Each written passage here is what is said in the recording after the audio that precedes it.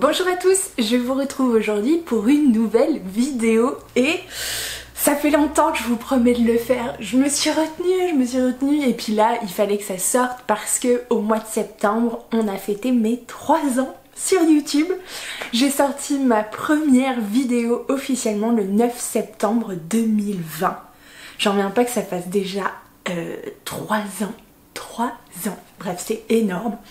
Donc bref, j'avais dit que pour un anniversaire un peu spécial dans quelques temps, je regarderai avec vous ma toute première vidéo YouTube. je sens que ça va être compliqué. Ça va être très compliqué. Soyez indulgents, je vais essayer de l'être aussi, mais c'est pas garanti. On y va, du coup je lance la petite vidéo qui date de 2020. Ouais, déjà rien que de voir l'image, je veux dire, de la vignette, c'est délicat. Je lance, du coup. J'espère que vous êtes prêts.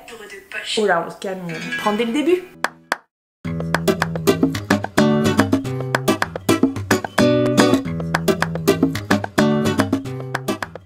Mon générique n'a pas changé. Salut à tous, bienvenue sur cette chaîne. Ça y est, je me lance enfin sur YouTube.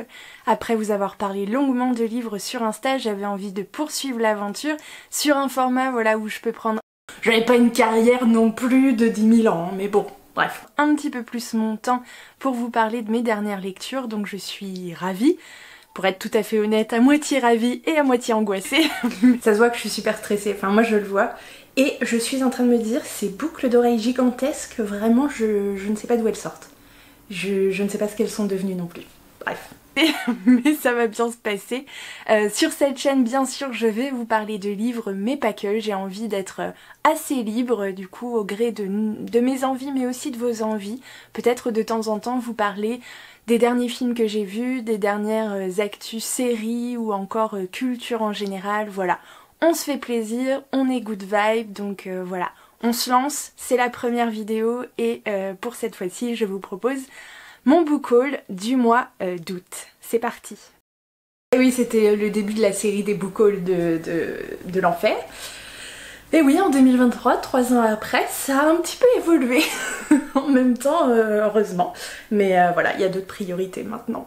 Genre manger, payer son loyer. Donc vous allez retrouver plein de choses différentes. Je commence à faire des clins d'œil. Du roman graphique, du classique, du contemporain, du feel good, de l'horreur. Voilà, il y en a pour tous les goûts concrètement. Donc sans plus tarder, on commence. Donc le premier roman dont je vais vous parler est un achat totalement imputable à Steph de la chaîne Piketty Booking, dont je vous mets le lien par ici je pense. C'est une... comment dire, saga phénomène dont tout le monde, absolument tout le monde parle et que je n'ai absolument pas commencé. Donc je me suis dit, bon, quand je l'ai vu en livre de poche, je me suis dit pourquoi pas, c'est le premier tome de la saga Les 7 sœurs de Lucinda Riley aux éditions Le Livre de Poche. Ce premier tome est intitulé Maya. Dans cette histoire, on nous raconte l'histoire de Maya et donc de ses sœurs qui ont été... Dans cette histoire, on nous raconte l'histoire. Ouais, c'était le début des problèmes. J'en ai enchaîné comme ça, 2-3, bref. Mais bon, hein, que voulez-vous, on ne peut pas être doué en tout de façon innée, il a fallu travailler un petit peu. Quoique je suis pas bien sûre que ce soit mieux 3 ans après, mais bon, on fait ce qu'on peut.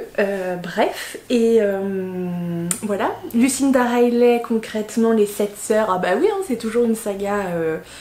phénomène, mais est-ce que je l'ai lu pas du tout, et j'ai au moins les 3 premiers tomes dans ma pile à lire en version poche, en grand format, enfin un peu tout, on m'en a donné d'autres, donc bref. Adoptées quand elles étaient bébés par un riche milliardaire, donc toutes dans différentes parties du monde.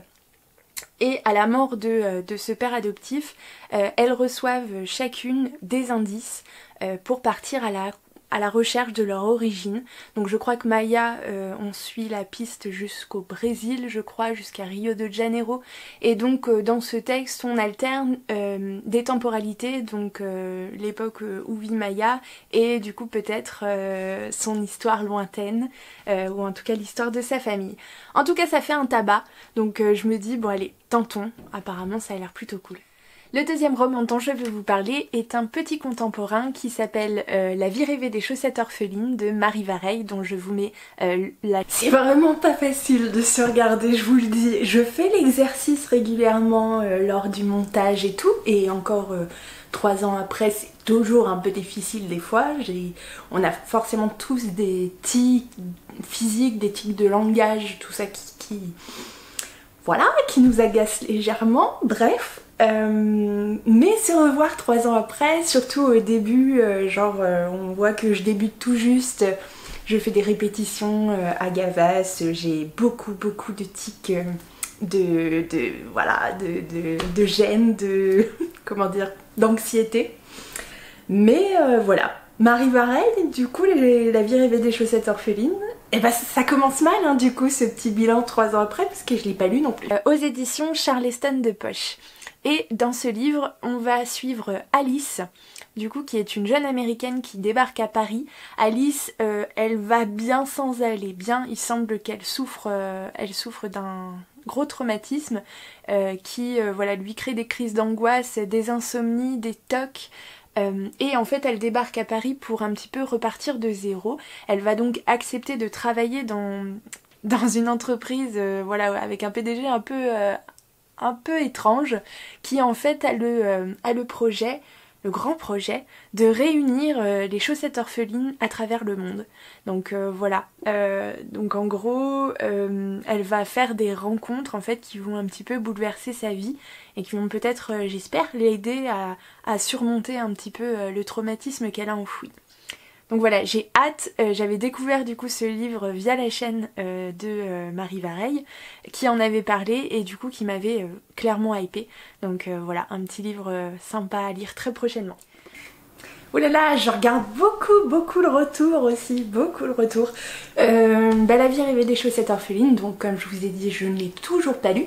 Par contre, depuis 3 ans, j'ai quand même découvert un titre de Marie Vareille que j'ai lu durant un été, pendant mes vacances, parce que je sais que c'était dans la piscine. C'est le jour où j'ai pris des coups de soleil sa mère, mais vraiment les trucs horribles. C'était, je sais plus, mon ex quelque chose. Je m'en suis débarrassée, même si il était très sympa pour un petit livre de vacances. C'était une comédie romantique, c'était très cool.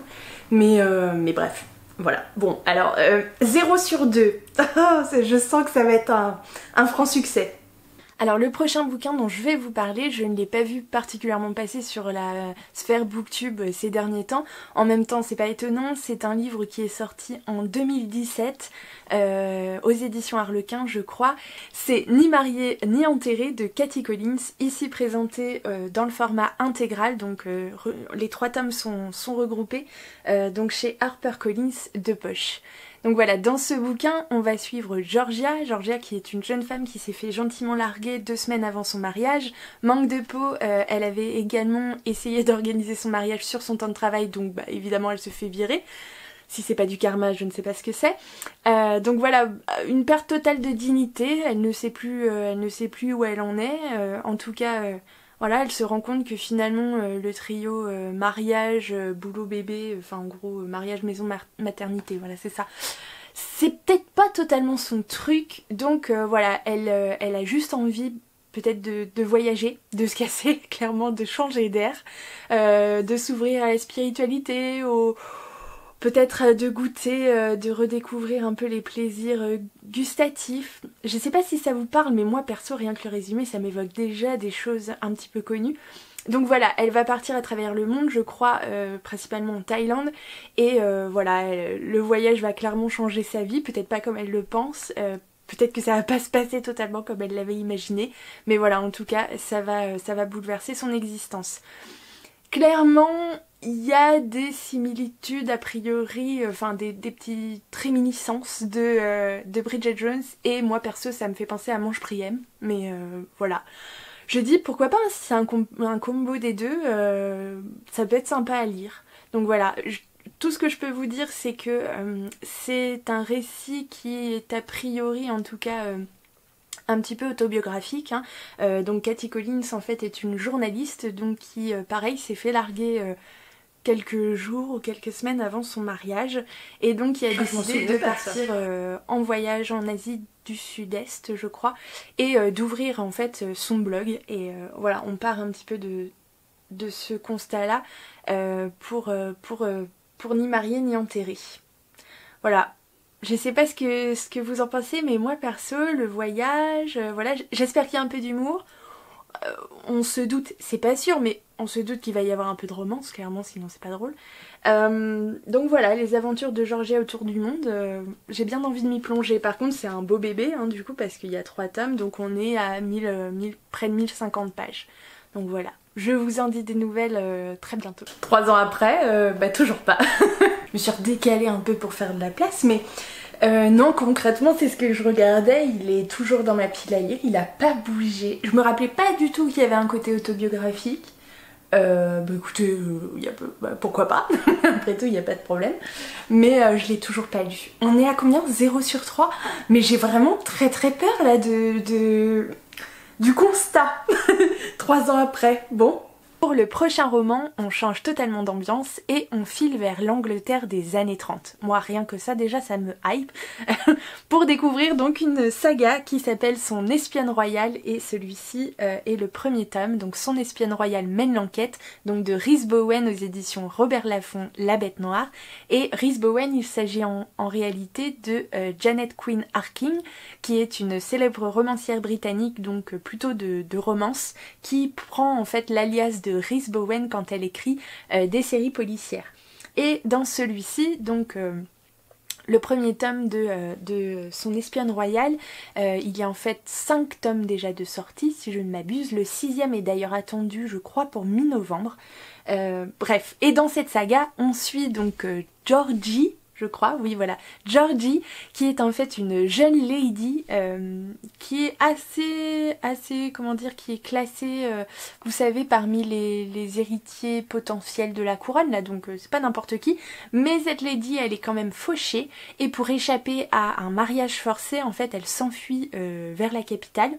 Malheureusement ou heureusement, on ne sait pas, quand elle arrive, elle est convoquée par la reine qui lui confie une mission un petit peu particulière, c'est-à-dire espionner son fils qui semble fricoter avec une américaine, et apparemment ça n'a pas l'air de plaire à tout le monde.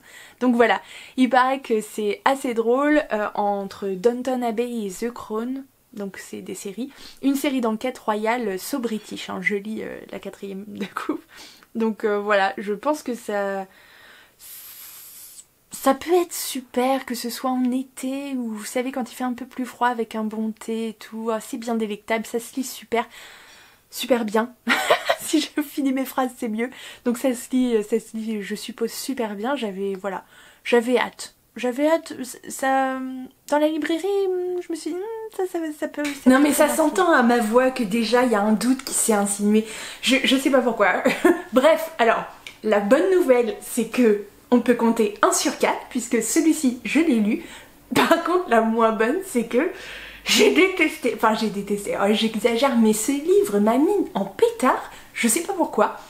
L'héroïne est insupportable, vraiment est insupportable. Le bilan, quand tu prends un peu de recul sur ce livre, que tu fais le bilan, la fille ne sert strictement à rien.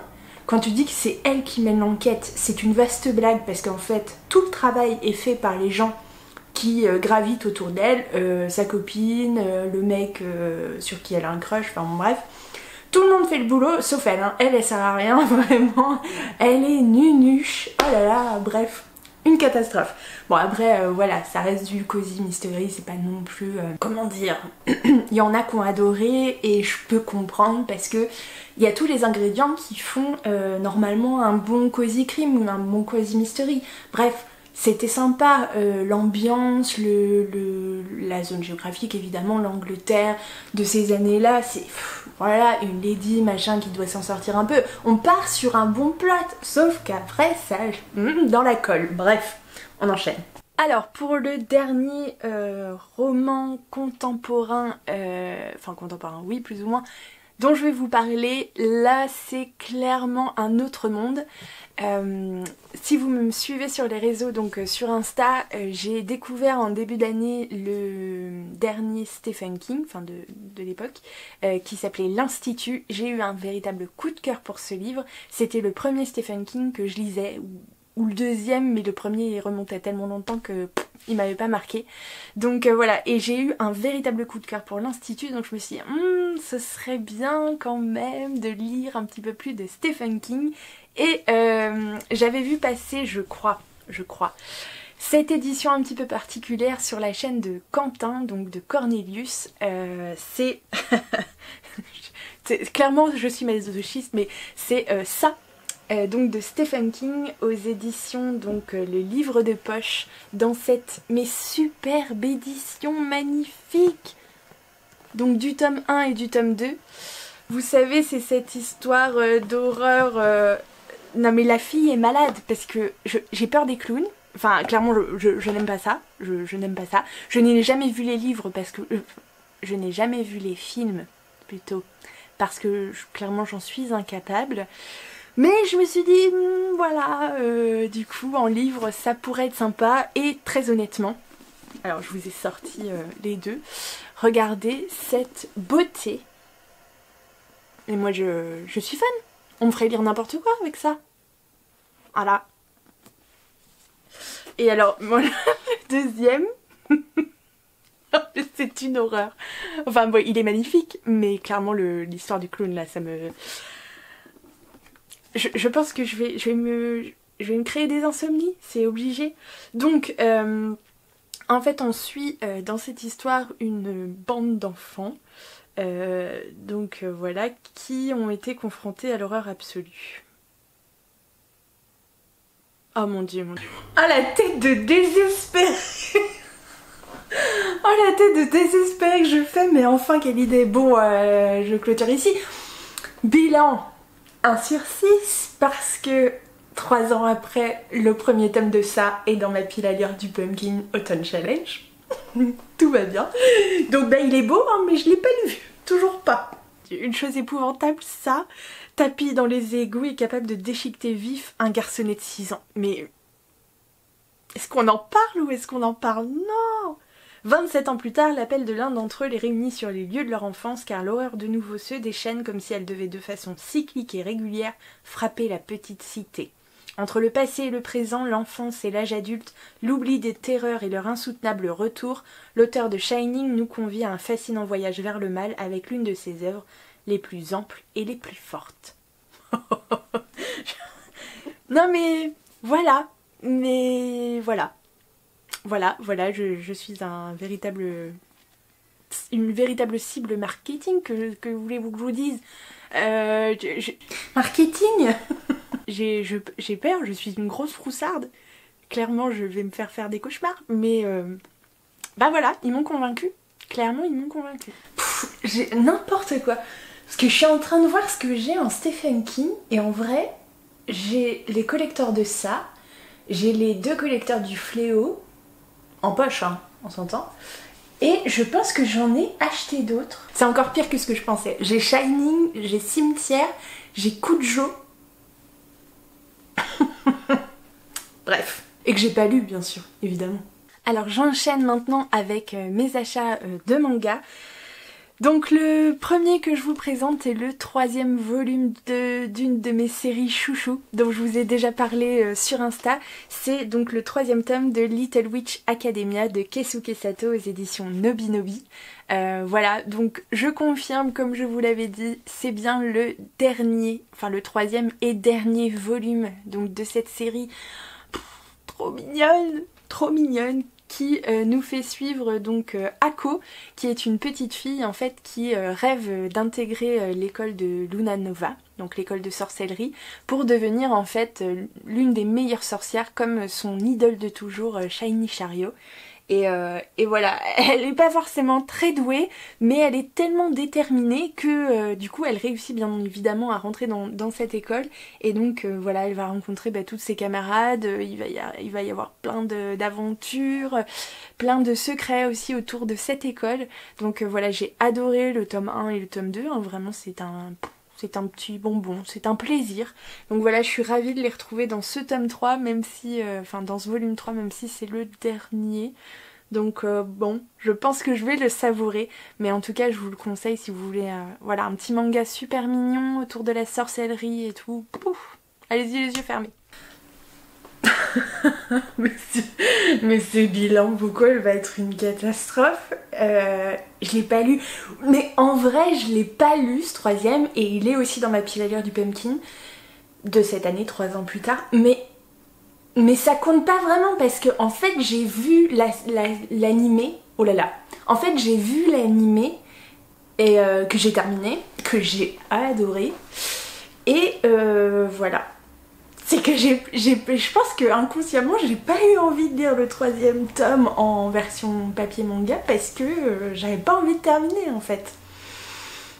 Voilà.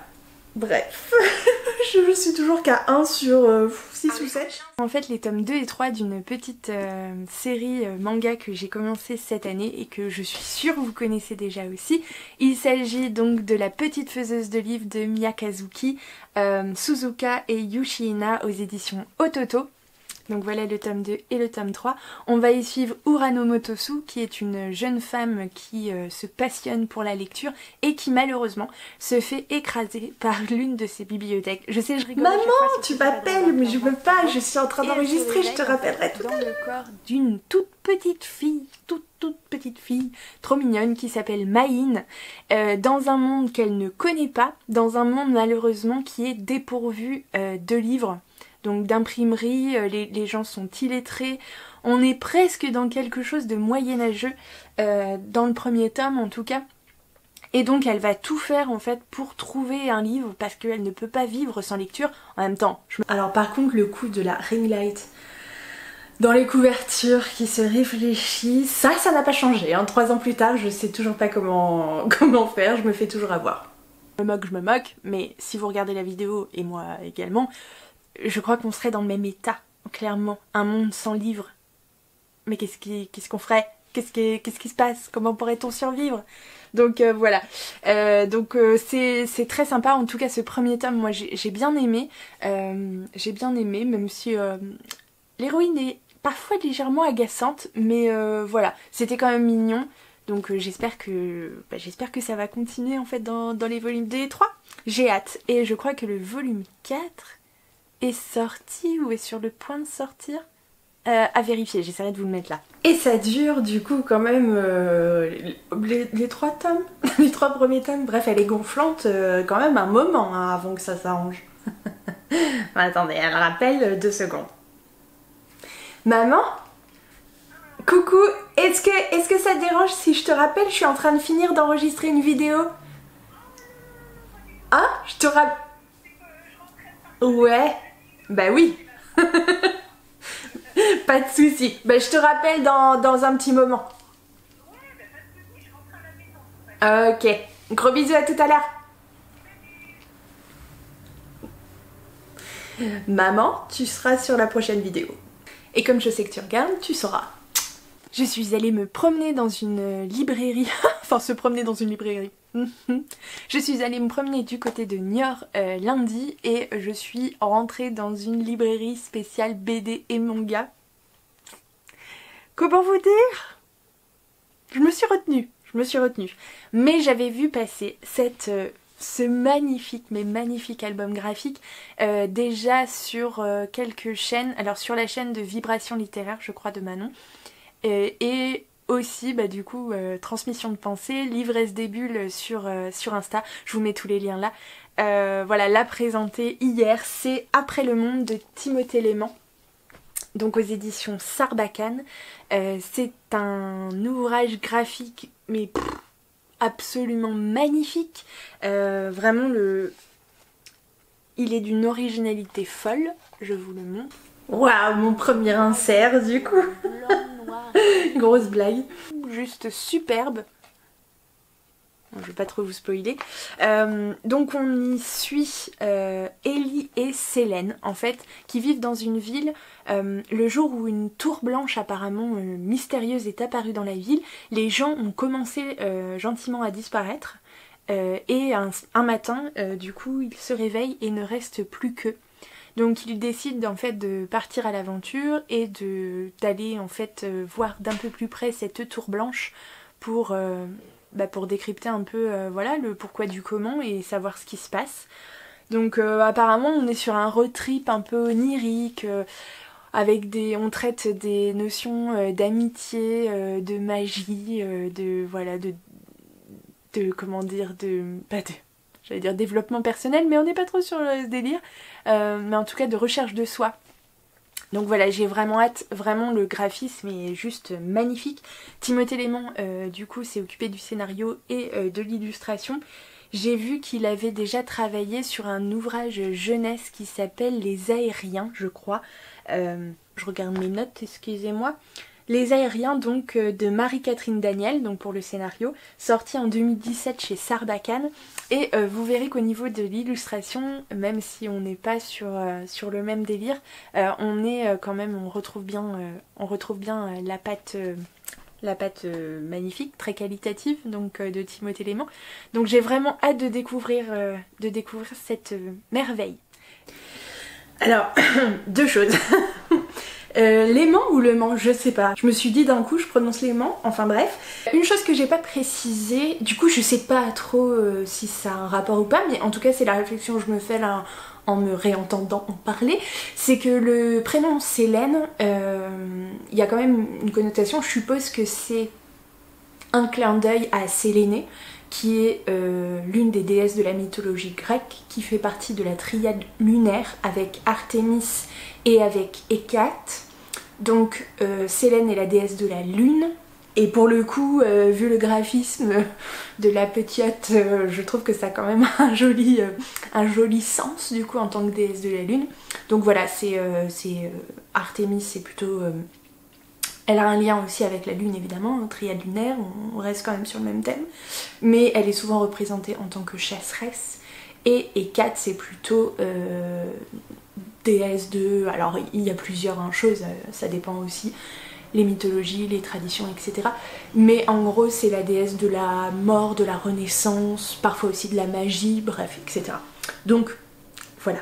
Et puis, et puis la deuxième chose, pardon, pendant que j'y pense, c'est que j'avais qu'une seule bibliothèque derrière moi. Bon, elle était déjà pas mal remplie, faut le dire. J'avais commencé déjà, voilà. Mais j'en avais qu'une à ce moment-là. Aujourd'hui, j'en ai légèrement plus. Mais bref. Et pour finir, je voulais vous parler d'une chose un petit peu particulière. J'ai découvert l'autre jour, je sais pas si vous connaissez, les sortes de livres qu'on trouvait en maison de la presse auxquels on pouvait s'abonner. Voilà, au début le premier coûte 3 € et le suivant coûte 10, et etc., etc. Et on peut s'abonner pour les recevoir régulièrement. Donc ça pouvait être tout et n'importe quoi, hein, des livres mais aussi des figurines de je sais pas quoi, enfin bref, donc voilà. Peu importe, vous voyez de ce dont je parle, j'en suis sûre. Et dernièrement, j'avais en fait découvert donc dans la maison de la presse près de chez moi des éditions magnifiques, mais magnifiques, hein, de classiques. Et en fait, il y avait une série de Victor Hugo qui sortait, donc aux éditions... Alors, les éditions, je ne sais pas, c'est la collection Hetzel. Je ne connais pas, j'avoue. Un peu, vous savez, les vieilles éditions, genre magnifiques, etc. Alors, j'essaie de vous trouver.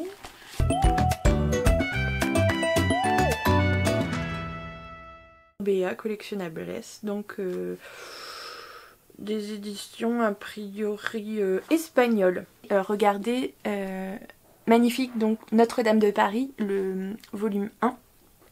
Donc, parce qu'il est en 2 parties. Oui, bon, je me suis fait avoir, hein, clairement. Et donc, ce premier tome, je l'ai eu à 3,99 €, je crois.